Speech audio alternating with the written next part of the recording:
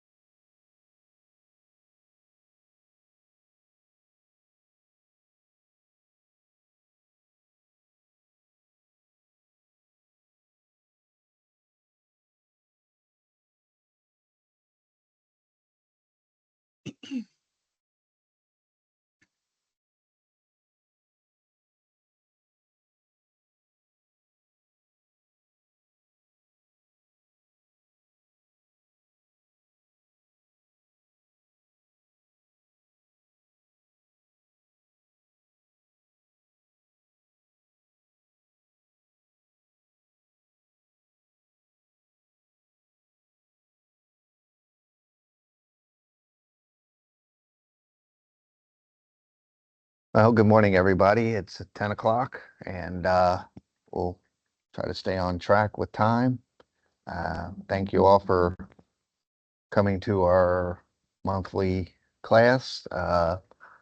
This month, it's Missy with the Coroner's Office from Boone County. Missy's always been a pro of EMS and try to help make things easier between EMS and when we have a pronounced person in the field. And she's got a good presentation with questions and answers. Hopefully you all take something back with this and enjoy Missy's presentation. With that, I'll let Missy kind of introduce herself with any pertinent information and take over from here. Thank you, Missy. Hi, my name is Missy Ringer. I'm the coroner for Boone County. Been doing this for about, well, since 2011. My background is I was an ER nurse, but also trained as a forensic nurse. Hold on. In the ED, worked at CNE for about 28 years, and then kind of morphed my career into death investigation and became the coroner in 2017, and been doing that since. Tony asked me to put together a presentation for the paramedics to kind of go through what the coroner needs from you and what you can do to help in our death investigations. So what I put together is kind of the influence that you all have on a death scene and how to navigate through that. What I present is just a guideline and tools and just basic information that you guys need to help you make decisions on a death scene, and how to communicate with the coroner's office and law enforcement if need be. These guidelines are not meant to replace your protocols. You still follow your protocols. It's just for you, just give you skills to complement your protocols. So a complete death investigation requires teamwork from everybody. So in my view, from the coroner's office perspective, we have 3 team members that interact during a death investigation. The first is fire EMS. The second would be law enforcement. And then the third is the coroner's office. We all have a job to do, and we need to work together to make a positive outcome for the situation that we're dealt with. First responders law enforcement officers and healthcare professionals are the front lines when somebody dies, because they're the first ones that have to deal with the incident. And it just works better if we all work as a team. We respect each other's roles, we know each other's roles, and we communicate and work together to get the best outcome. I want everybody to know that my office is open for questions at any time. I will provide my contact information for you if you want. You can contact me by email or my phone. Everybody, I think in Boone County, has my cell phone number, so I don't have a problem giving that out. If you ever have a question or you need help through a situation, don't hesitate to call me. I can't speak for other coroners, but I think a lot of them feel the same way that I do. As we're going through this presentation, if you have any questions, please just let me know and I'll try to answer them as we go. All right, so the first responder's role. It's not your all's responsibility to investigate the death, but we do expect you to recognize signs and clues that make the scene something other than a natural death. So that would include homicides, suicides, accidents, things like that. And another role that you all play an important part of is to secure and protect the scene. So I just kind of listed out things that make a scene suspicious. Anything that is unexplained, a delay in request for help, like if the patient or the family doesn't call for an hour or two, that would be a red flag. A scene that appears to have changed or been cleaned or staged in any way. If the history that the family or bystanders provide you doesn't match what you see, that's a red flag. Inappropriate behavior of the families or friends. Now you have to take into account that all people react differently and grieve differently. So, you can't have a standard reaction from everybody. You kind of have to read the room and see who's acting inappropriate, if they are inappropriate. If there's any signs of struggle, anything disarray, anything broken. Another thing is things that you don't see. That can be just as important as things that you do see. So if the history doesn't match what you're seeing, then things that you don't see play a significant part. Any type of known prior domestic violence and gut feelings are a key factor in death investigations. People in our professions, we do have gut feelings about certain situations, and they're usually right. So, pay attention to those. The team players are the law enforcement, and their job is to determine if the case is criminal and to ensure safety for everybody. My job, or the coroner's office job, is to determine cause and manner of death and to perform a complete death investigation. And we do that a multitude of ways. The scene. The scene kind of goes in phases. So when you guys are called to a cardiac arrest or a traumatic event, fire and EMS have control of the scene while you are rendering aid to the victim. Then it kind of morphs into control of law enforcement, who control the entire scene and provide safety. And if it turns out to be a criminal act, it belongs to them.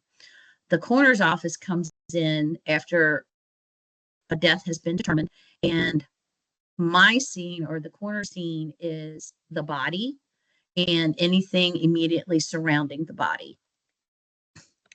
Any questions on that? No. Oh. Tony, I don't know how to look at this. I mean, can I look at the chat too, or are you going to let me know if there's questions? I'll let you know if there's any question. Okay.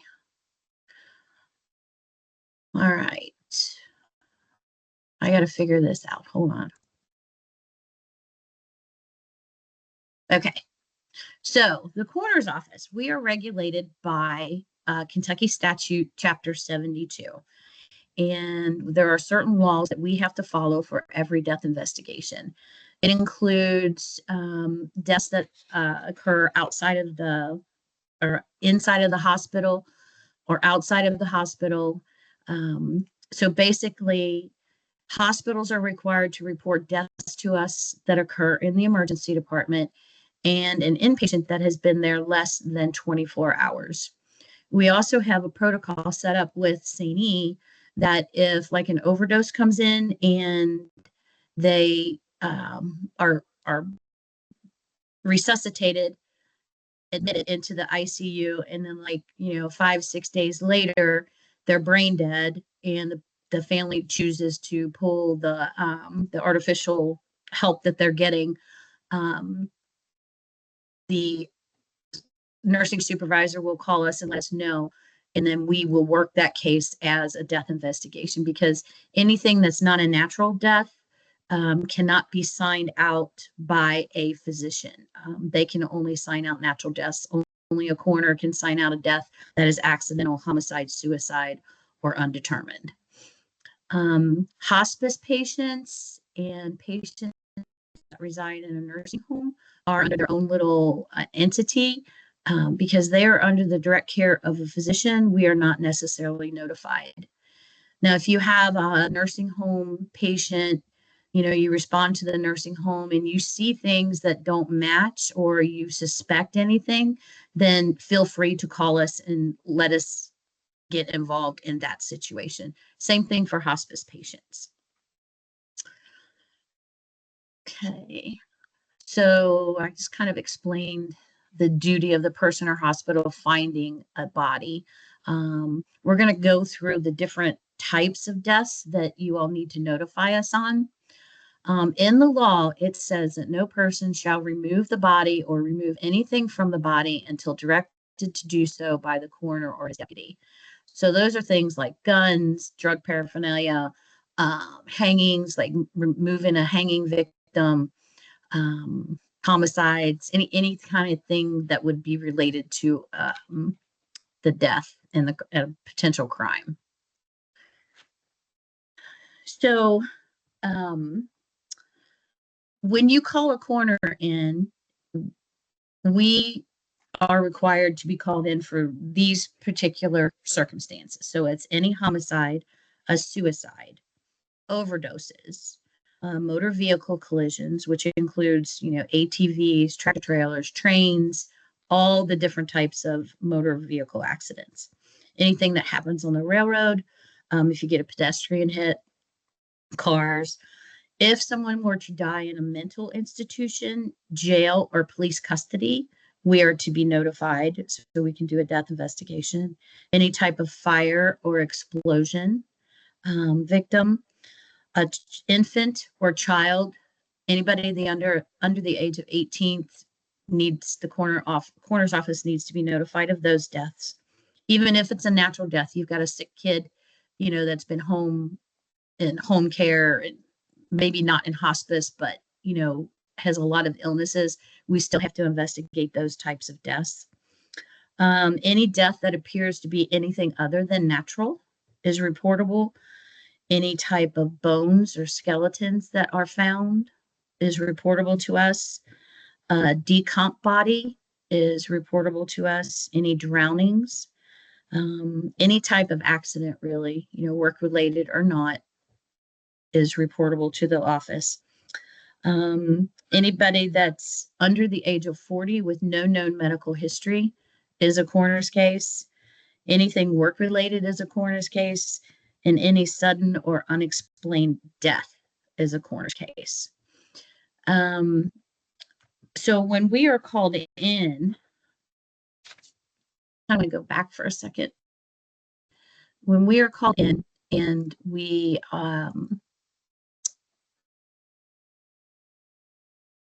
it's determined that it's a coroner's case.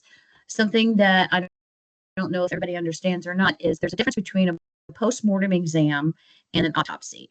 So a postmortem exam, all those examples that I gave you are things or cases that require a postmortem exam.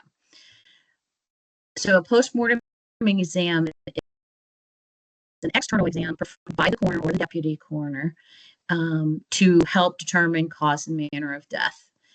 If we cannot get enough information from our postmortem exams, then we engage with the medical examiner's office and request an autopsy. So autopsies aren't done on every patient or every decedent. It's a case-by-case basis on the events that happened and what is presented to us. Okay, so kind of lost now. All right. So before a scene can be considered a death scene, the victim or victims must be pronounced dead, and that's where you all come in.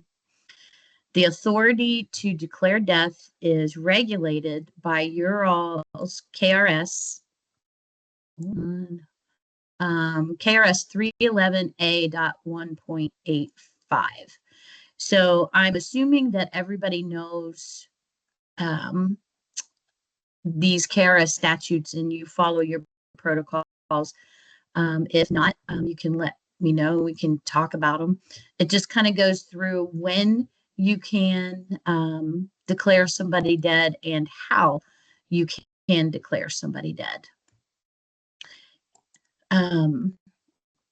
KRS 446.400 is the term determination of death. So again, that just shows or tells you when you can declare somebody dead. The protocols are regulated again by KR 202 KRR 7.401. And we're going to talk about the different aspects of how you all can declare death. So there are 5 signs of the death that must be present. All must be present. So the person must be unresponsive, apneic, not have a carotid pulse, and pupils fixed and dilated bilaterally, and asystole confirmed in 2 leads. So those are the 5 criteria that each decedent has to meet. Things that I've run across that would be helpful is if you, as a paramedic, don't simply rely on the monitor, that you touch the patient and you feel for a carotid pulse. Trust your instincts and just get in there and touch them. Things like considering the mechanism of injury. Say it's a MVA and you have a high impact. The likelihood of somebody surviving that and they have multiple blunt force injuries is not very likely. So consider the mechanism of injury and use critical thinking skills through every scene that you have. It's very important that you think about the mechanism of injury and you just think about what happened and apply that to your decision-making process. Decomposition is a case-by-case incident. It depends on how far they're decomposed. If you got somebody that's got maggots crawling out of them, that's pretty obvious. If you have somebody that just smells bad, that's not as obvious, but it could be. And then when you're looking at the monitor, consider artifact versus a heart rhythm.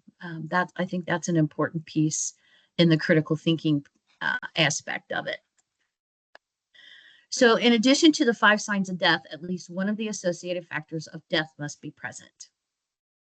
The associated factors are lividity of any degree. So that's important to me because of any degree that means that it's present. Or generalized cyanosis, rigor mortis of any degree, the presence of venous pooling in the body, or damage or destruction incompatible with life. So lividity, just for a recap, is the bluish purple discoloration of the skin after death due to the blood pooling to the lowest point of the body. It's controlled by gravity. It helps us determine an approximate time of death. It gives us the position of death, and the color of lividity can indicate the cause of death at times. Lividity usually begins 30 minutes to 4 hours after death and is most pronounced about 12 hours. If you see blanching, or if you press the lividity and underneath where you press turns white, that's called blanching. Or if you turn the body or you raise the body or do whatever it is that you need to do to access the body, if they've got this white presence with red streaks in it, you see portions of white, portions of red, that's called blanching. So it's the body, the part of the body that's pressed up against something that's causing the blood to be dispersed underneath of that or from that. So that can occur, blanching can occur between 8 and 12 hours of death. So that gives us a little bit closer time frame.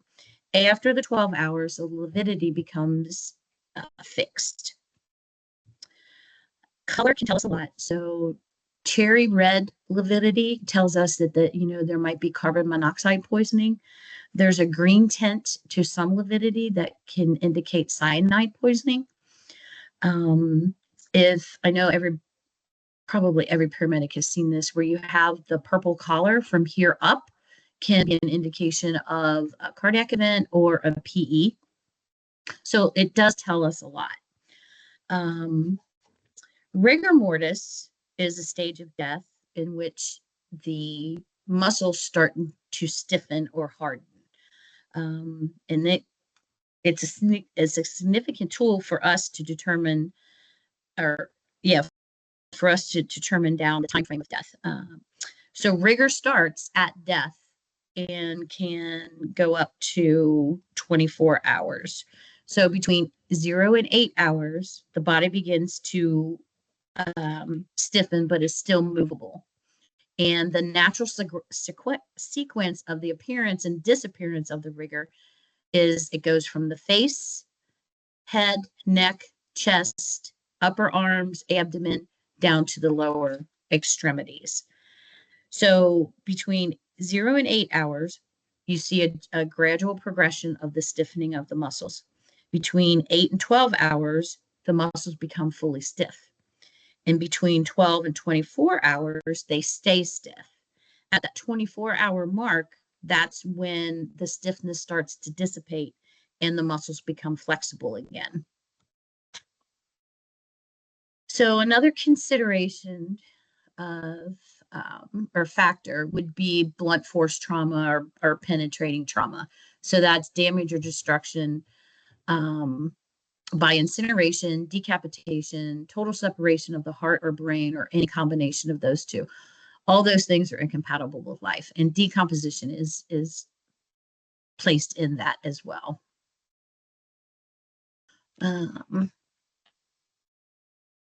So when I was reading through your all's protocol, I came across where it said that traumatic arrests are rarely survivable, and things have to happen within 10 minutes of the arrest, which, is not very likely, just because, time factor. So the reality is that a lot of these blunt force injuries or traumatic arrests, do not survive. Okay, so cardiac, well, we just talked about that. We don't need to. Okay, your all's protocol goes back into when you find a patient in arrest prior to or on arrival or prior to transport, there's certain things that must be apparent or present. So you have to have the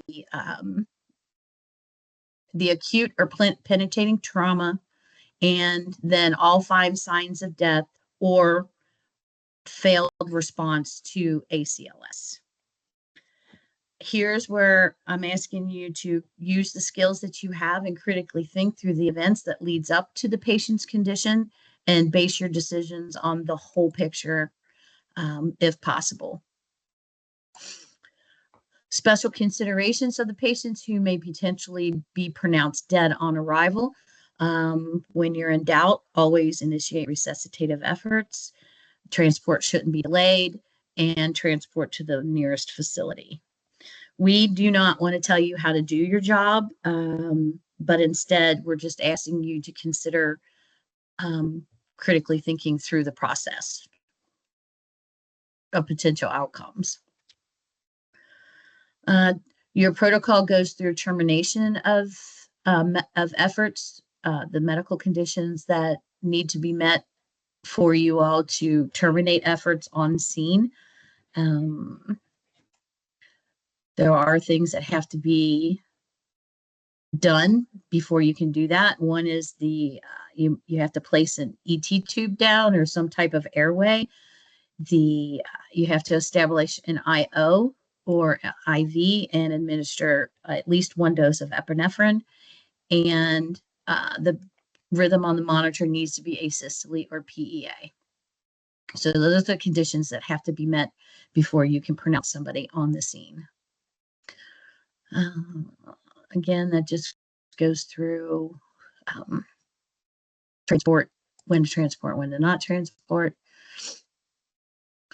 The administration of, okay, this is the one where it was, you all cannot, just because somebody rendered aid prior to you getting there, that doesn't preclude you from acting. Other considerations are mass fatality or mass casualty incidents. Those are special and we kind of work through them as they happen. Immersion hypothermia, I think that there's a 2-hour window frame that you can either you treat or you don't treat. If they're in the water less than 2 hours, you treat. If they're in the water more than 2 hours, you don't treat. And then children under the age of 18, I think those are always treated. I don't think there's. All right, so any discussion on what I've talked about so far? Nothing? Okay. So Missy, yeah, go ahead. I'm going to interject a couple seconds. We do have people from Indiana and Ohio in this class as well, and they have very similar rules and regulations that go along with this. So if you are from Kentucky, this is obviously directed specifically for you. But in Indiana, I know I'm a paramedic in Indiana, and I was required to take a class extremely similar to this. What you've explained, Ohio has very similar rules too. So while it's kind of centered a little bit towards Kentucky, just understand if you're a paramedic in anywhere in the United States, there's very, very similar rules and regulations. And like you say in your second slide there, is make sure you follow your local protocols. For example, our protocols, um, termination of death or termination of ACLS, you airway and epi, and you've got to work them for some protocols are 20 minutes, some are 30 minutes. It just depends on everything. And some only allow if it's asystole, and Kentucky recently changed to asystole or PEA after trying reversible causes, your H's and D's. So all of this is very broad for all of the paramedics out there who are listening in or who may listen in.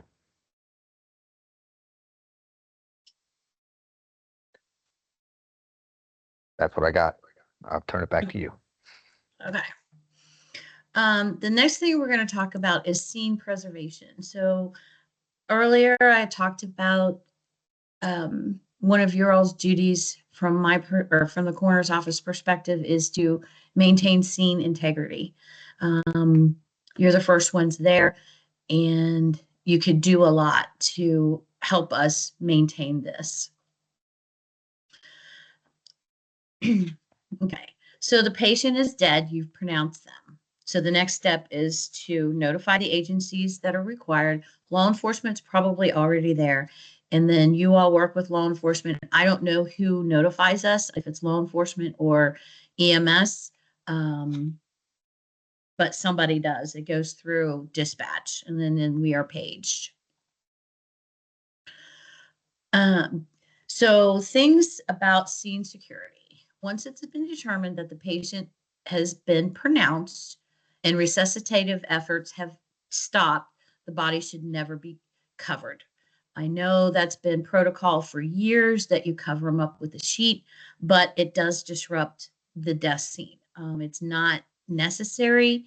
I understand that you try to protect the dignity of the person and the family that might have views of the person, but there's other ways to do that. So I've worked with the Florence Fire Department, and we've created a barrier that we can or they can pull out. It's packed easily. It's like PVC pipe and a tarp, and you can put like you build a rectangle and put the tarp over top of the body, or you put a tent up and put sides down to cover the body. You can close doors. You can close window shades. There's all kinds of ways that you can provide a barrier or a shield of the body rather than covering it up with a sheet. You can take whatever actions that you need to prevent view of the body without disturbing the body. I know that the Fire Chiefs Association or Fire Chiefs meetings, they've talked about barriers, and I think some law enforcement people are starting to carry these barriers, and I know Florence does, and I think the other departments in Boone County are going to start too, just so they have them on the trucks to help. You can also use like fire trucks or cars to prevent view of the decedent. We need to avoid contamination of the scene. If the circumstances require you to move anything or move the decedent to get access to the patient or provide aid, we understand that. That's your job. We know that that's what you need to do. That's not the issue. It's when it's not necessary is where we're having a little bit of issues with sometimes. So just avoid moving anything from the body or around the body that doesn't need to be moved. And I'm talking things like guns. If you have a suicide or a murder suicide and there's a weapon right there, if you feel unsafe or if you need to move it to render aid, we get that. But if the patient is dead and you know the patient is dead and they're not going to move, then is it really necessary to move that weapon? It's a case by case basis. Please use just critical thinking skills and think about the other roles that come into play after you're gone, and how you can affect the outcome of the scene. Let's see. Another thing I wanted to talk about when you get on a scene, and it's an obvious death, is take a mental note of what you see. Look around the body. If you have a weapon or if you have a knife or drug paraphernalia, either note it in your head where it's at and what it is, And if you have to move it, put that in your documentation. Let us know that you've moved this and why you moved that. Let's see. No, I'm going to go back to this one.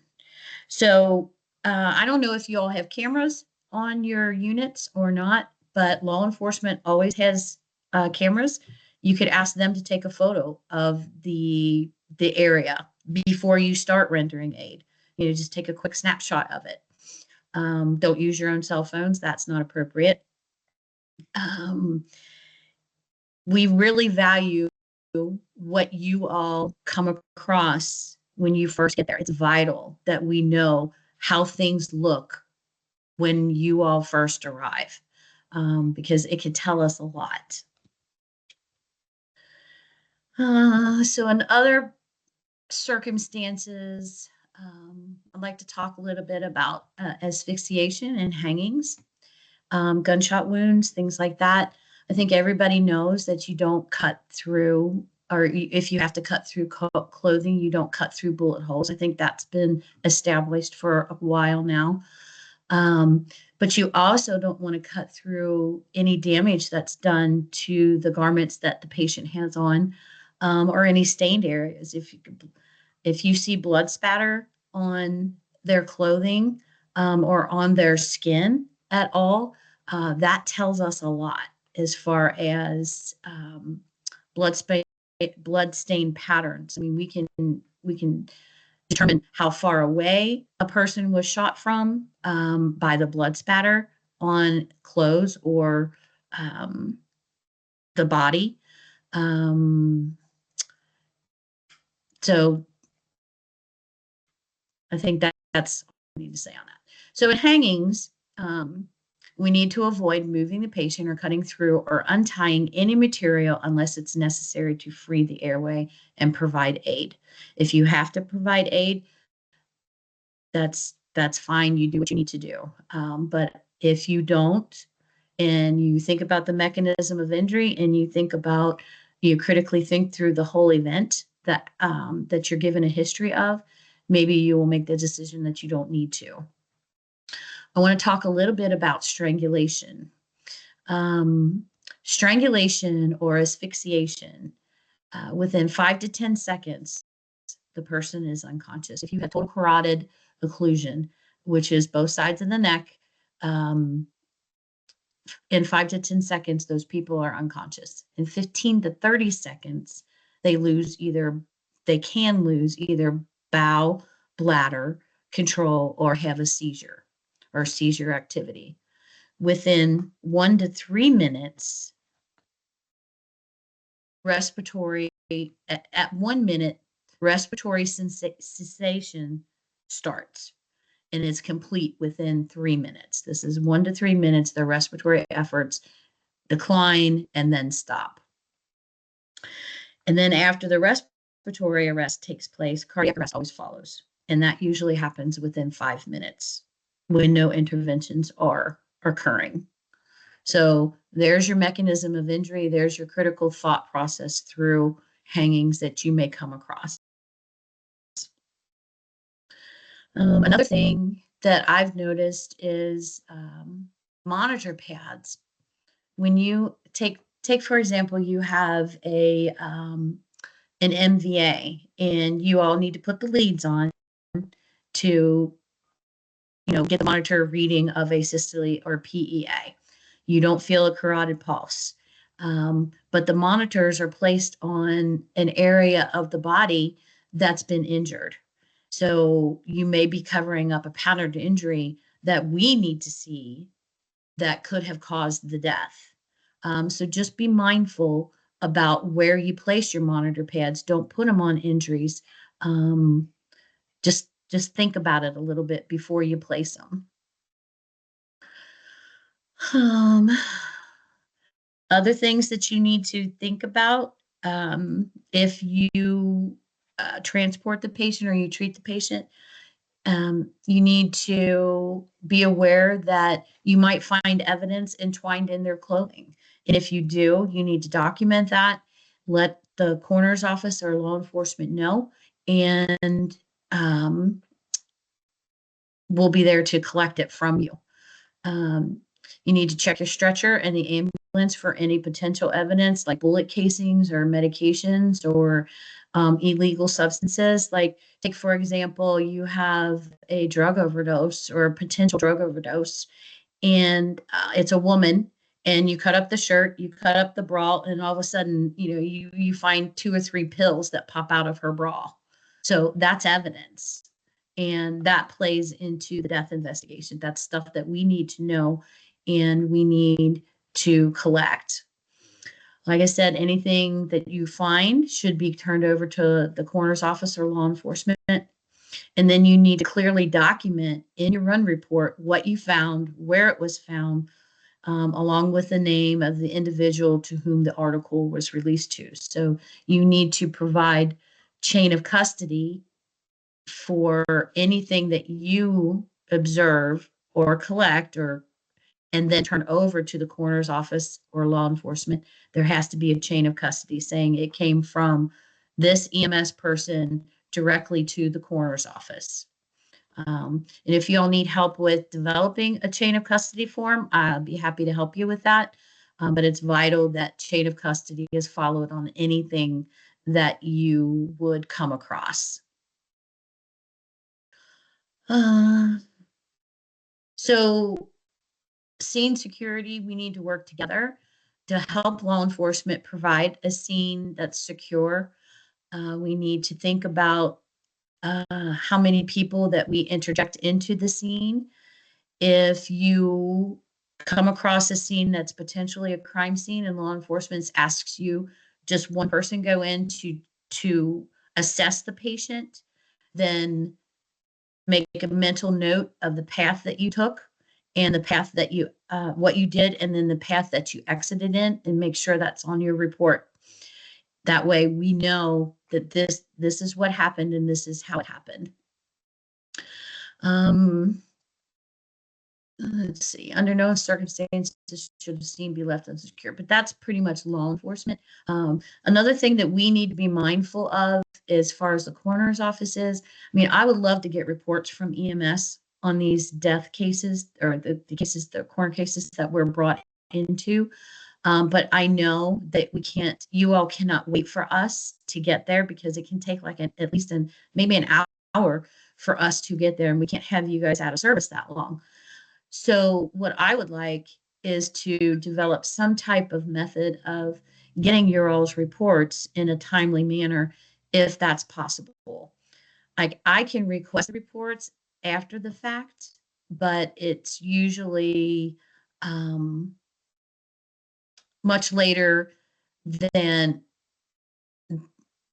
I would like, because a lot of the information that you all can provide, if you follow these guidelines, would be very helpful in the death investigation and determining the cause and manner of the death. So that's how you could help us. I could work through, I could call administration to find out, how that could be done. And I know each department may be different, the protocols may be different, but that would be helpful if anybody wants to bring that up to their department. If resuscitation is not attempted, don't move the victim. Don't, you touch them. You do touch them to feel the carotid pulse to make your determination, but you don't move them and you don't move anything on them.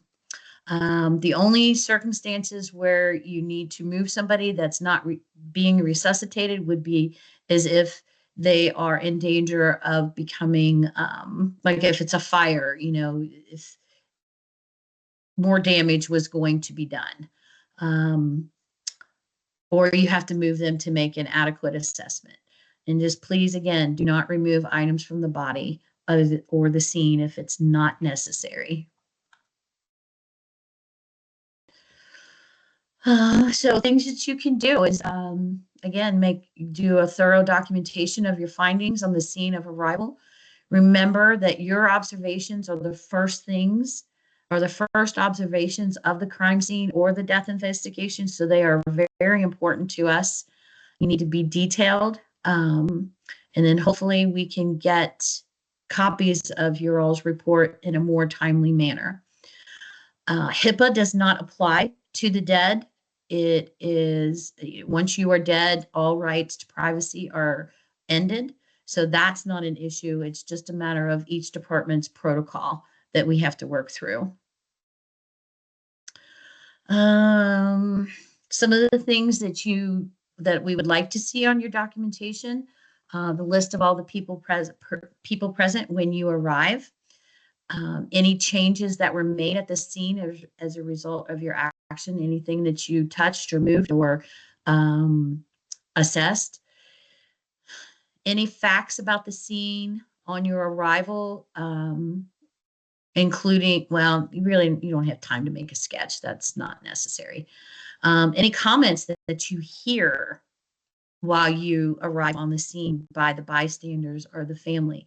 A lot of times you can get really good information just by listening to the conversations that these people are having.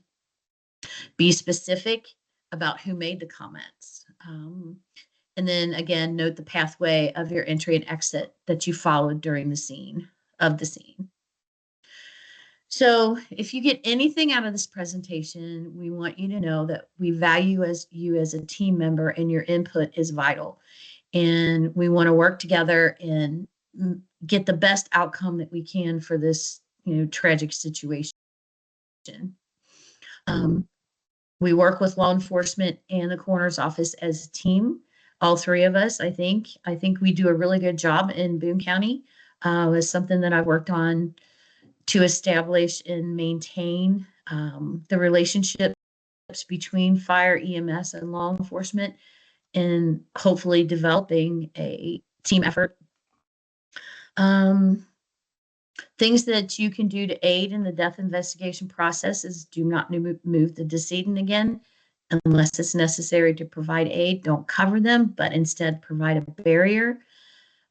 Hangings, leave the decedent in the position found if possible, and don't touch the knots. The knots are vitally important to us.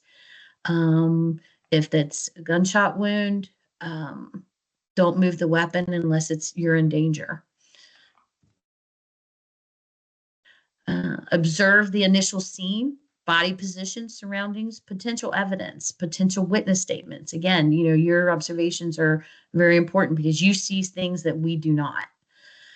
Document your observations and report them to the coroner if you feel like they're necessary or they're significant in any way.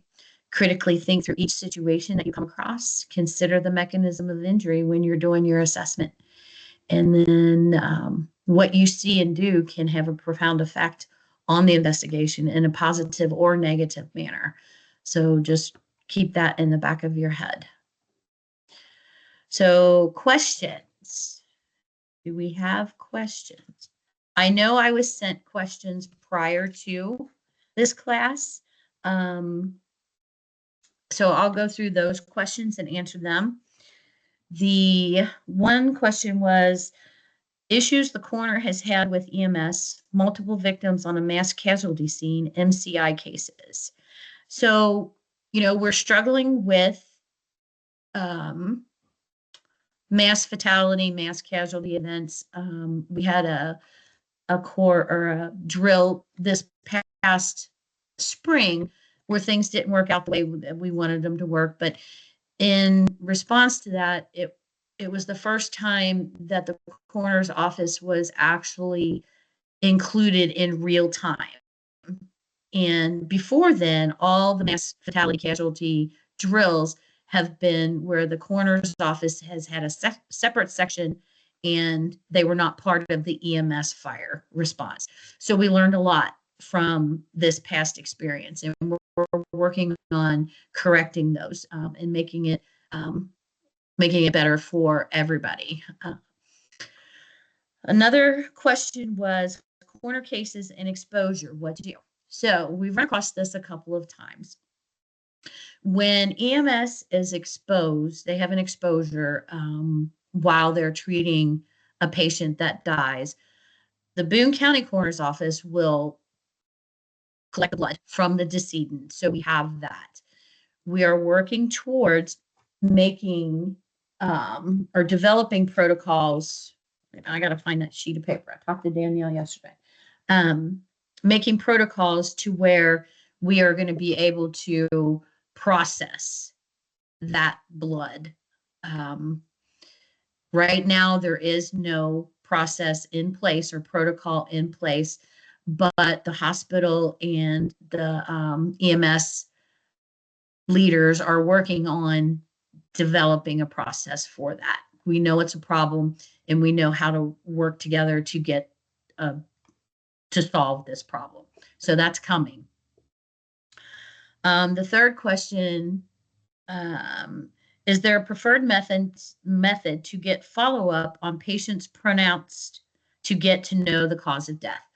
I don't have an issue with anybody reaching out to me and asking me, what happened with this case. You can do it by email, you can call me.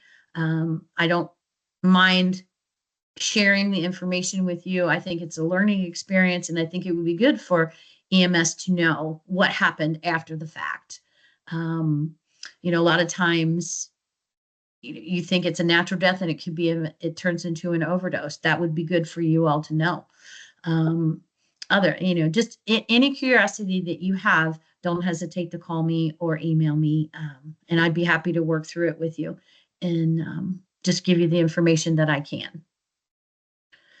So that's pretty much it for me, unless you all have some questions or comments. Hey, Missy, it's Chris. Hey, Chris. How are you? Thank you for doing this. So one thing I would like to add, you were speaking of the exposures. Yeah. It is now in St. Elizabeth standard work that if this were to happen, it doesn't totally solve it, but it is in our standard work that the employee, so the EMS provider's blood or law enforcement, whoever the case may be, will be drawn and pertinent labs will be run. Just whether that source patient is in the ED or not.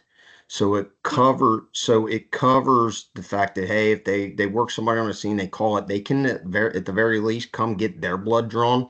That doesn't solve the issue of seeing what the deceased may or may not have had, but they Right. can get their lab work done as an employee, not an employee exposure, as a workers' comp exposure in St. Elizabeth's ED. Right. But what we're working towards is when the deceased is not a registered patient at St. Elizabeth. That's the issue that we're trying to address, where we can get the blood drawn from the decedent and get it to a lab to get it tested for the exposure. That's where the issue lies. Right. And I understand. I just wanted the audience to know that they can still get that blood work done on the front end in the ED as a quote patient, whether that deceased person is at St. Elizabeth or not. And the Boone County Coroner's Office is willing and will collect the blood from the decedent if asked to.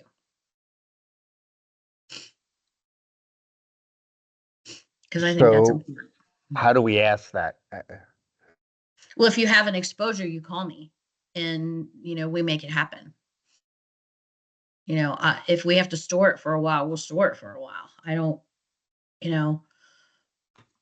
I think it's important enough for the protection of EMS people that, we do what we can now.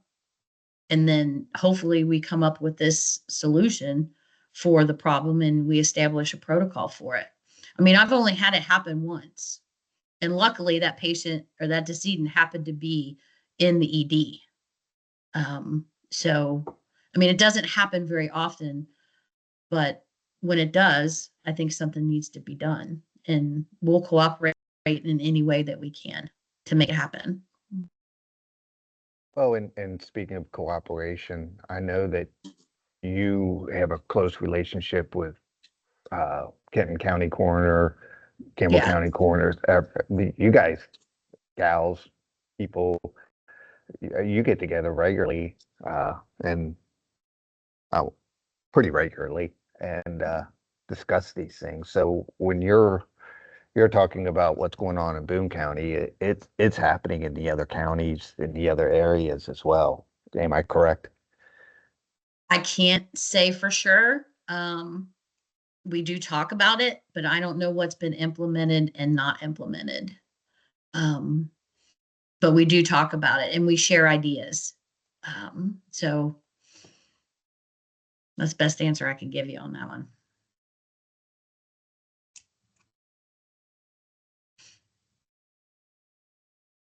So Hmm? one of the questions out there was related to notification. Um, Okay. Somewhere within the law, it says shall immediately notify the coroner when it's one of these 19 uh, Yeah. things. What does that term mean to you? Because somewhere, again, somewhere else in the law, I think it's within 24 hours.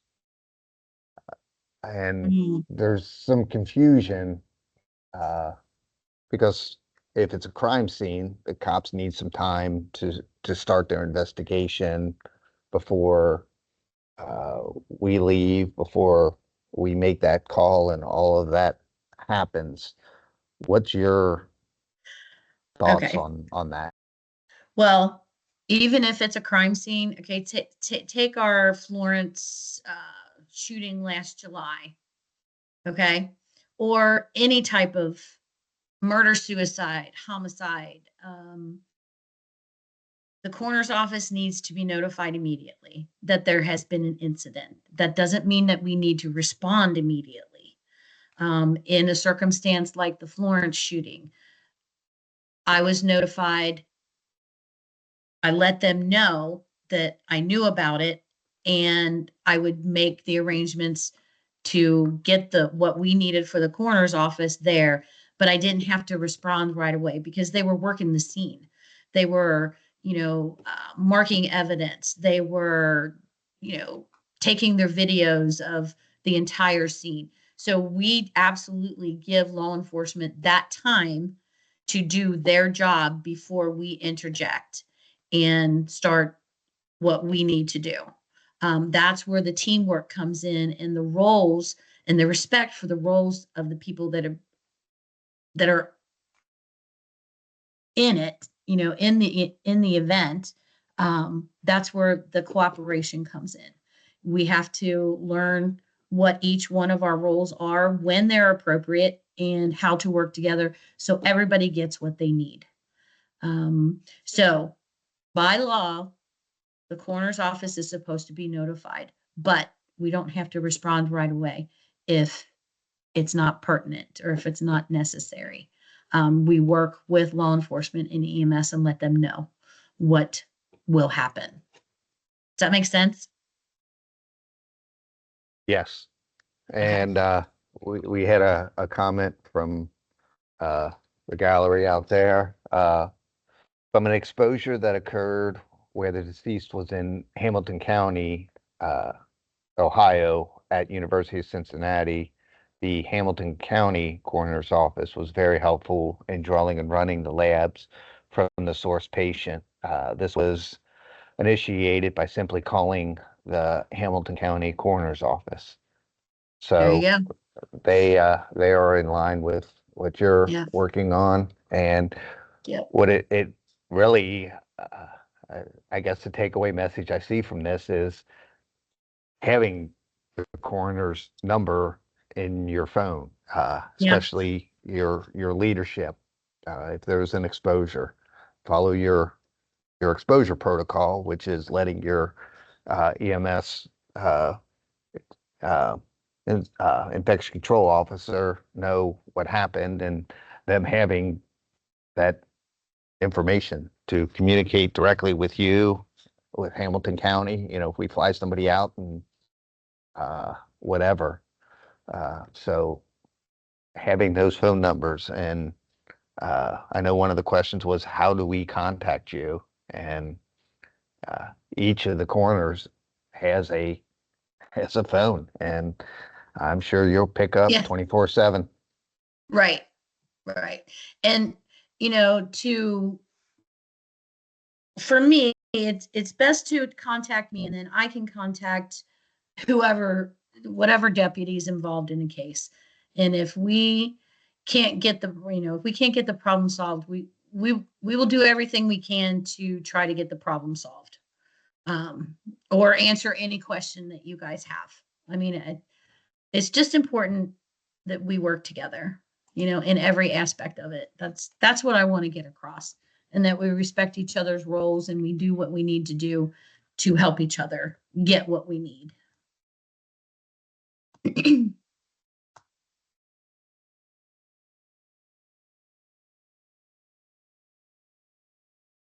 All right. From the crowd, I don't see any. Like I said, we had a whole bunch of questions that I sent to Missy beforehand so that she could address them within the PowerPoint.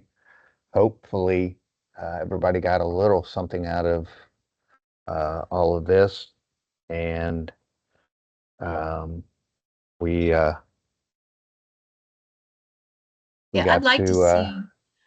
I'd like to see what they have to say if this was beneficial or not, or if the content was helpful or not, or if they were offended by anything that I said. Yeah, maybe I guess that comes through on the evaluation. on the follow-up Okay. type emails or anything. Okay.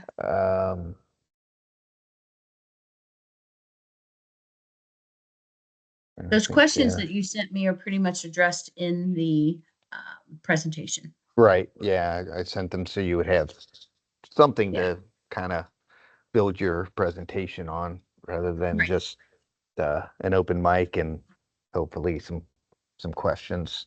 Yeah. I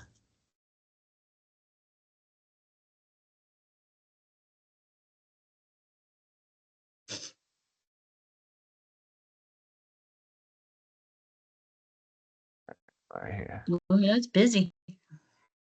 yeah. Shoot. That's what I want. That's what I want.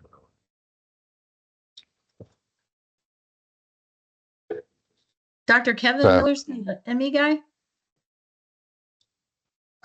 He's he's the cardiologist. yeah. He's going to present next month. If Such you've a good ever, guy. yeah, if you've ever dealt anything with him, he is such a smart. Oh, so smart. I've taken many a patient in and just awed by his abilities. Yep. So that's what we have. It's 11 o'clock. That took you a whole hour. You didn't have it would fly by that fast, did you? You owe me. Well, the 204 bar is always open. Okay. Well, Missy, thank you for your time. And if there's follow-up questions, I will get them out to you. And hopefully everybody enjoyed your presentation. And again, this will be recorded. I'll have it available on YouTube. So other shifts can watch it if they choose. Okay. But with that, I will let you go. All right. Dr. Thank Day. you. Thank See you you. later. All righty. Bye.